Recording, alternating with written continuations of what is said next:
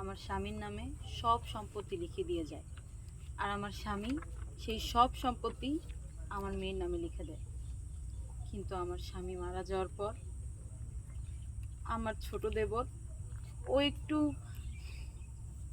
এটা কি দেবো আমার ছোট দেবরের নামে কিচ্ছু লেখা দেয় না, কারণ ও একটু বকাটে, ও কোনো কাজ ঠিক মতো করে না।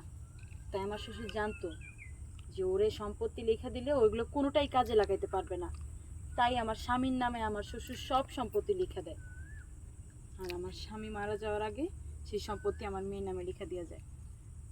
এখন এই জ্বালায় আমি আর আমার মেয়ে ঠিক মতো ঘরে থাকতে পারি না, কারণ আমার চাচা আর আমার ছোট দেবর চাচা শ্বশুর ও আছে।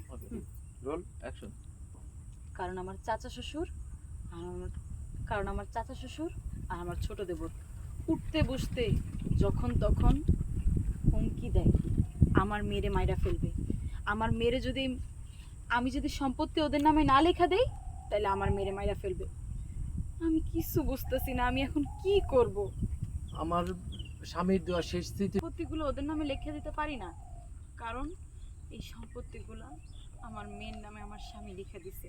ও যখন বড় হবে ওর ভবিষ্যতের জন্য।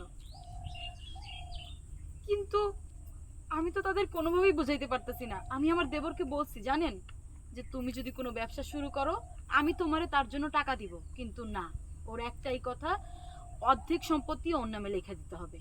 কিন্তু আমি লিখে দিতে পারবো না, আমার মেয়েরও তো একটা ভবিষ্যৎ আছে। এই সব কিছু নিয়ে আমার মন খারাপ। ও আচ্ছা, বুঝতে পারছি। দেখেন মন খারাপ